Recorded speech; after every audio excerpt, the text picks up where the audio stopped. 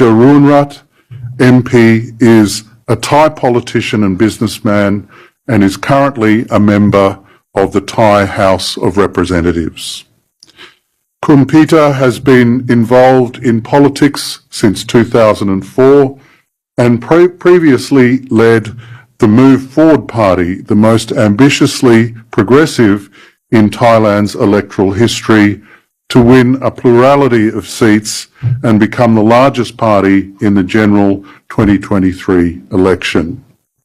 He has also worked in the business sector, holding executive positions with the Boston Consulting Group and the CEO of AgriFood.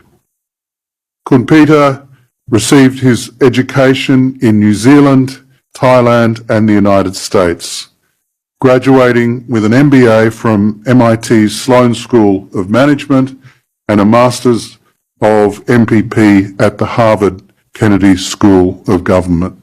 Kun Peter, you are most welcome. You've honoured us by coming and speaking at the University of Melbourne tonight.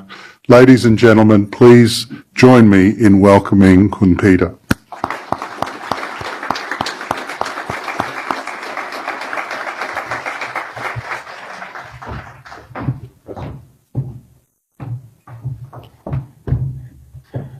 Thank you, Professor Wesley, for that introduction. I think you're far too kind, but thank you for the invitation and the organization as well.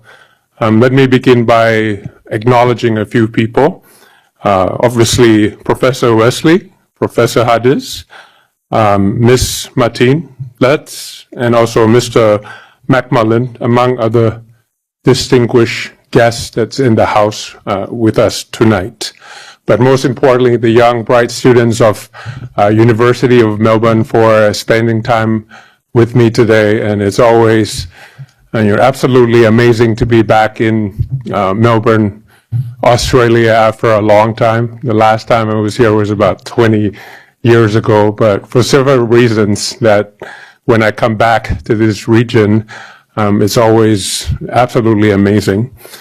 Personally, as Professor Wesley mentioned, I grew up in Hamilton, New Zealand. So obviously we have some slight differences when it comes to rugby preference, but hopefully we can sort that out. But my younger brother, on the other hand, went to Adelaide. He went to visit me in the 1990s in Hamilton, and he saw the stark contrast between Bangkok and Hamilton, and he negotiated with my father, and he ended up in Adelaide. At least they had a lot of penfolds during the time, so that's why I also had to stop by Melbourne and take a road trip together with my family to see my brother. So, you know, once a down under, always a down under. I'm dying for some Vegemite, some Marmite, steak and cheese pies, maybe probably going to the record store and get some Crowded House and Silver Share, Fox Stomp or something like that. I see some faces nodding and some blank faces at the back.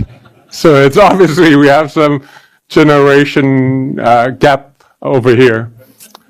But professionally, you know, to be, you know, the leader or the former leader, still in the leadership of the largest political party in Thailand, to come back to Melbourne exactly, where the ASEAN-Australian summit just happened 4 months back. Yeah, I was listening very carefully to what your Prime Minister and what your Foreign Minister had to say. So it's really the right place professionally for a politician from Thailand to be here discussing the topic of today's discussion.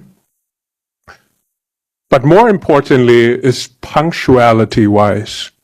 I mean, after 20 years that I left this region and returned home and then spent some time in North America, I returned to Melbourne, Australia this year, the ultimate election year. 60 national elections in a year. where half of the world population is going to the polls. You know, I don't know about any of you who's following UK election. Will probably have to return home and see whether it's really and until the whistle blown